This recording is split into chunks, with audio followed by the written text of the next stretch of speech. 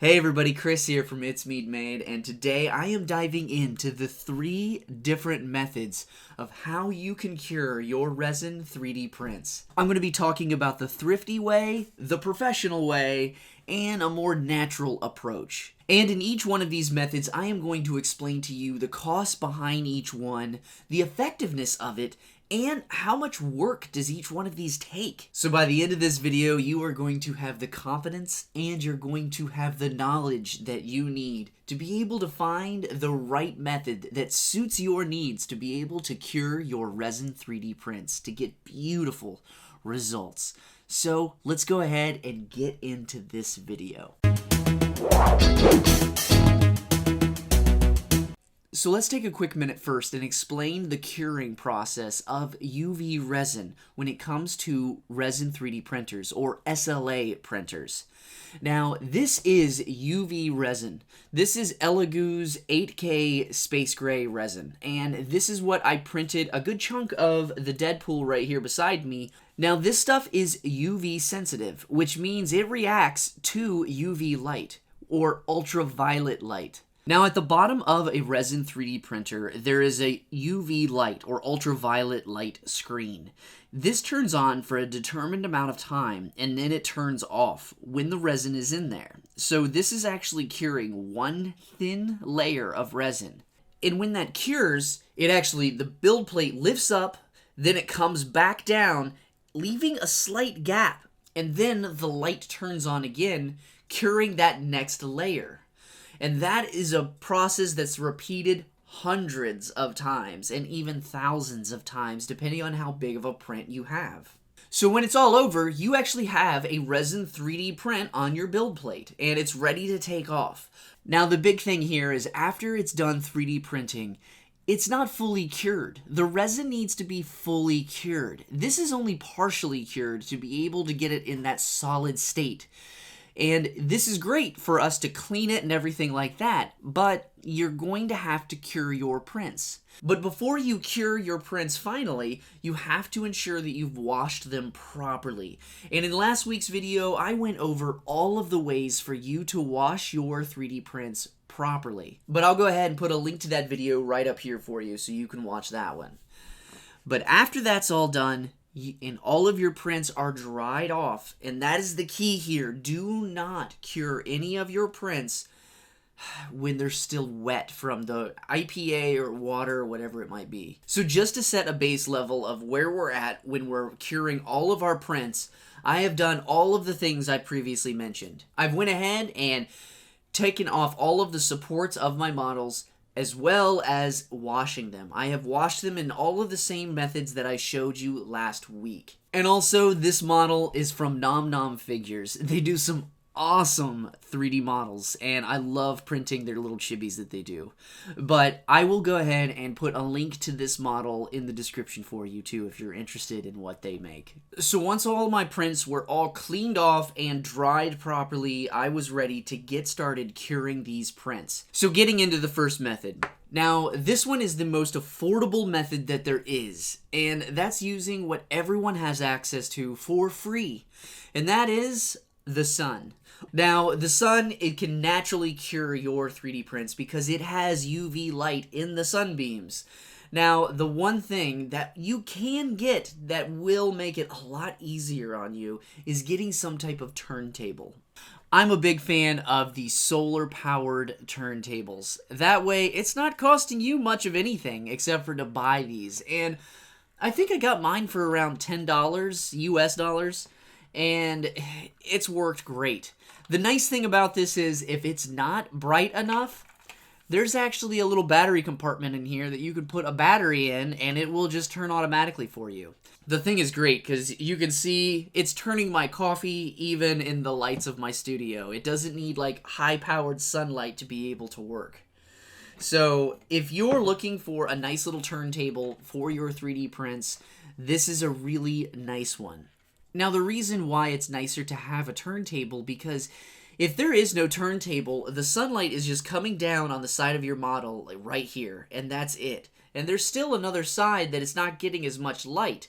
So, with a turntable, it's going to be able to keep turning and get all of the sides of your 3D print. Now, that being said, I will actually come back to my 3D print after a few hours, and then I will flip it over to be able to get the other side and the bottom side of that 3D print and ensure that everything is properly cured. Now, I know the next question you're asking is, how long do I cure my 3D prints if I'm using the sun? And honestly, this kind of brings us into the con of this method. It's variable because of the sun, and the sun actually has about 3% of UV light in it, so it's a lot weaker than using something like this, which means you actually have to cure your prints out in the sun a lot longer. Now, there are better times of day to be able to cure your 3D prints, and you want to do that in the peak daylight hours, and that is between 10 in the morning and then 4 in the afternoon. So any time between 10 and 4 is the best time for you to cure your prints, and you also want them in direct sunlight. Now, I know that, rays bounce and stuff like that, but the more direct sunlight, the better for your curing, because you want your prints to be able to get that full exposure to the UV light to cure. Now, even on a cloudy day, you can still cure your resin 3D prints. It just might take longer. Now, on average, for me personally, I will cure my resin 3D prints for about 2 hours on a turntable in direct sunlight. I really like to put mine in the driveway because I have a white concrete and it bounces and reflects all that light, so it's getting the brightest possible area it could get. But then after 2 hours, I will go back and I will flip my 3D prints and make sure I get the other sides of them that weren't getting that direct light. And then I'm going to let that go for another 2 hours because I want to make sure that I have everything properly cured. So for me, it's about 2 to 4 hours of cure time out in the direct sunlight. Now, just take that with a grain of salt because it can be different for each person in each area. You're going to have to adjust your times accordingly to make sure that you're at least getting 2 hours of direct sunlight. So if it's partially cloudy, look at it and it's like, okay, maybe I need to go for 3 hours to be able to get that direct light on there for at least 2 hours. But that's the con of this. You can't really judge it that well because of its nature. So with this method, it's really hard to stay consistent if there's clouds in the sky. So you need to accommodate for those specific things. And also remember, the sun moves. So you need to put this thing in a spot where the sun is going to stay on it. Not like if it's beside like a building and it's like you see it and then suddenly now there's a shadow. Make sure you're putting it out in the middle of somewhere to where no shadows are going to be on top of it in the middle of you trying to cure it. So this next method is for those of you that want a little more control over your UV curing when it comes to your resin 3D prints. Now, you're going to have to purchase just a couple things when it comes to this next method, because what we're going to be doing is we're going to be making our own UV curing station, just like this guy right here. But what we need to buy is we need to get our own UV light and our own turntable. Now, I like this solar-powered turntable because with the UV light, it will activate automatically and just start turning for you. The even nicer part is there are kits on Amazon where you can actually just buy them as a combo. And the light will be a little smaller than this one, but you can get them for around $20 US. But I will go ahead and put a link to some different options for you in the description for you. This one is a little bit bigger because I do some bigger prints and I wanted to be able to have enough power when it comes to my UV light. So let's go through the process of how you could make your own UV curing station. The first thing you're going to need is a box, then some aluminum foil, some duct tape, and a box cutter. So the first thing you want to do is cut the box down in one corner. That way you can lay this completely flat. Once you have it laid down flat, pull one long sheet of aluminum foil across the width of the box. This is going to go in the middle of your box. Then I tape the sheet of aluminum foil down to the box. After that, I wrap each flap of the box on one side, and this will be the top part of the box. After that, all I do is wrap the two biggest flaps on the other side of the box. I also tape down all of the ends of any remaining foil. After that, I'm going to fold the box back together and tape it up so it is back in the shape of a box. And remember, this does not have to look pretty. After it's together, I take the end with the two flaps and close them. Then I seal it up, and that is our bottom. Last is the top side, and we need a hole for the UV light.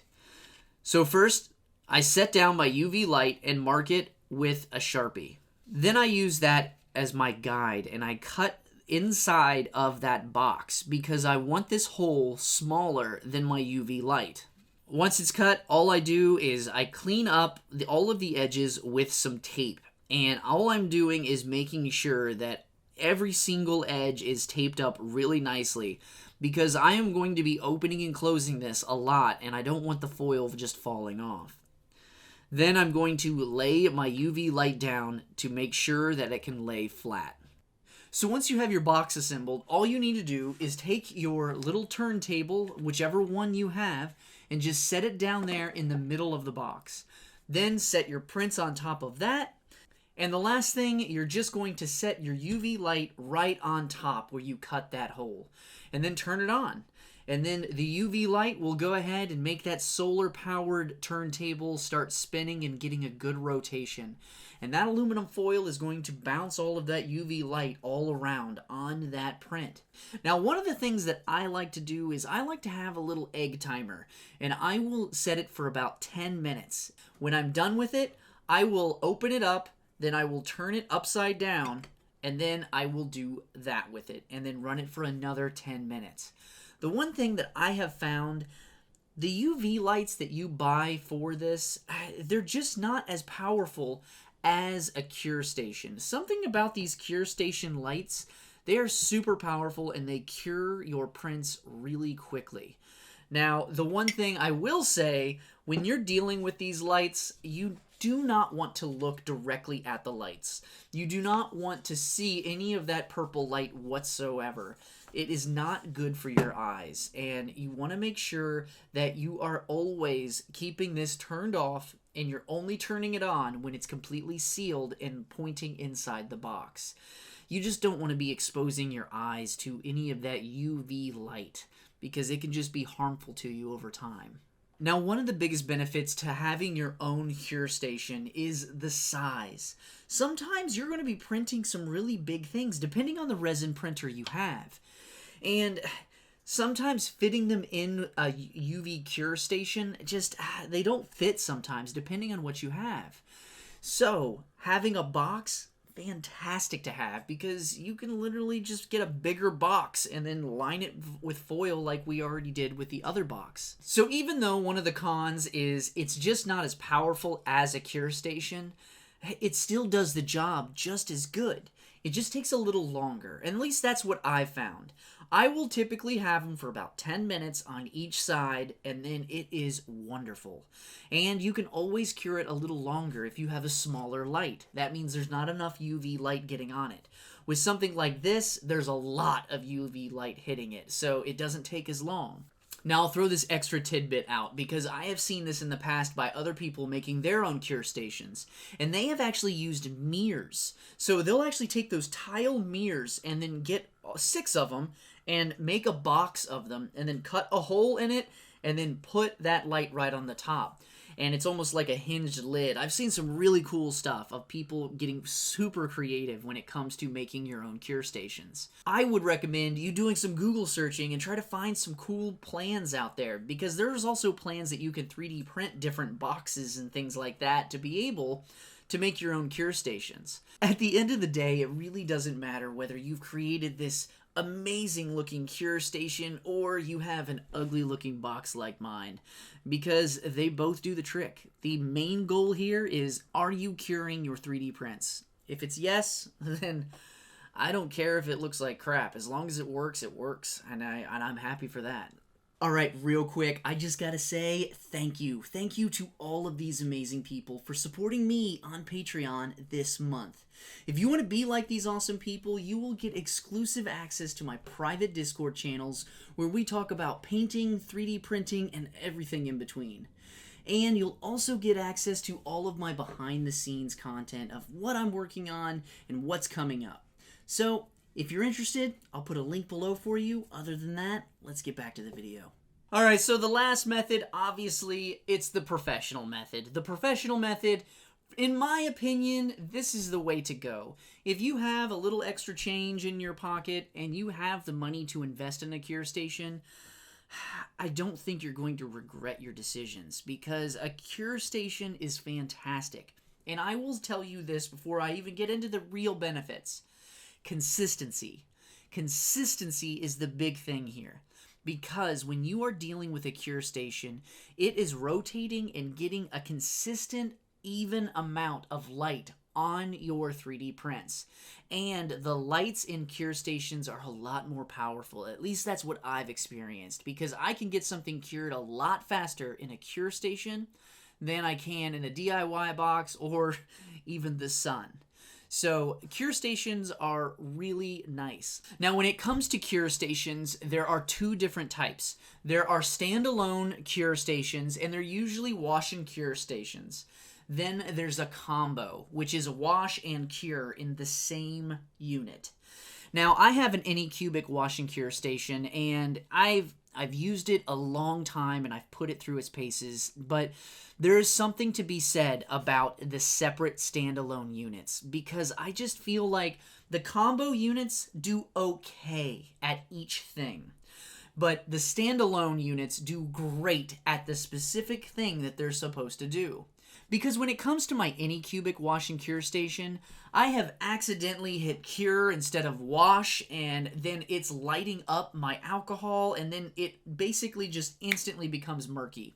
Because I have that uncured resin inside my alcohol. And I mean, for those of you that have a combo unit, you probably have done it too. And it's just annoying. And it's to the point to where I don't even use that to wash any of my parts anymore. I only use it to cure, because I don't want to confuse that anymore. And the only limiting factor when it really comes to that cure station I have is the table is so small, and I get limited on it a lot, so I can only cure certain things in it. Now, Elegoo recently sent me this wash and cure station, the Mercury X wash and cure station, and I tell you what, I have fallen in love with this. I have printed quite a few things, and I've already put this thing through its paces. And there are some things about this that I absolutely love. When it comes to this specific unit, the Mercury X, it has two pillars for light. So there are LED strips along each corner right here. But the best part is, I don't have to flip over my prints, because even in my Anycubic, I actually flip it over and then run it again so the bottom gets cured. But this unit actually has at the very bottom a strip of UV lights. So it is actually curing the bottom of my prints as it's curing the other sides of my prints. It's almost like they took every complaint I've ever had about all of the other cure stations and put it all into one. Now, they didn't pay me or anything like that to talk about their products. They just sent it to me to test out. And I tell you what, I can't stop preaching on these things because I really love their wash and cure stations. Their wash station is fantastic, and I was using that in the last video and showing you how I use it. Their cure station, I mean, I am switching to this 100% to use on everything. Now, it's easy to take apart, it's easy to clean, because even the build plate comes apart, and what I really like about it is the dial. You can choose whatever time you want when it comes to curing your 3D prints. On my other unit, the Anycubic, I can only cure it by 2 minutes, 4 minutes, or 6 minutes. And I have to hit it a couple times, and it gets annoying. But this, if I want it to be at 4 minutes and 32 seconds, I can easily make it that and just hit start. When it comes to wash and cure stations, it's just you get more consistency, especially with the cure stations. I cannot tout this enough. Now, when it comes to using the cure station, I typically will cure my prints for anywhere between 6 and 8 minutes, and I find that that works really well for me. But that is one thing that you're going to have to just kind of figure out what is working for you. And you really just have to look at your prints and make sure that everything is looking nice and cured. Now, when it comes down to the wire, I would say that a professional wash and cure station works the best. You have the best results because they're the most consistent results. Now, when it comes to a DIY box, that is definitely a close runner-up. And if you can find a really nice UV light for your cure box, then you are going to be even better off. Now, I will say, the nicer the UV light, the more it will cost. But to create your own UV box, you can do that for around 20 bucks, which is super affordable. Now, when it comes to the sun, that is honestly the most affordable. You can absolutely use the sun, but it's trying to make sure that you're getting a consistent amount of UV light with your 3D prints. That's the hard part. And one thing I didn't mention, if you have your prints out too long, they can become extra brittle because there's different types of UV light in that spectrum of sunlight. And some of those UVs, they can break down UV resin. So you've got to be really careful. Over a few hours and everything, you're going to be just fine. But if you just leave your prints out for a few days to cure, it's not going to be good for you. It will actually make your prints super brittle. So just be careful about that. But I will say, I have cured my 3D prints in the sun many a time, and there is nothing wrong with doing that. But you just have to be aware it's not the most consistent method. So if you have a bright sunny day and you want to go cure some stuff outside, go for it. But if it's a cloudy day, I might consider something else, honestly. So honestly, I'm super curious of like, how do you cure your resin 3D prints? Do you use it the professional way, a DIY way, or do you just use Mother Nature? Let me know in the comments because I'm super curious to find out how you're doing it. So I hope this video has helped you, and I wish you nothing but a great day. And I'll go ahead and I'll see you in this next video right here.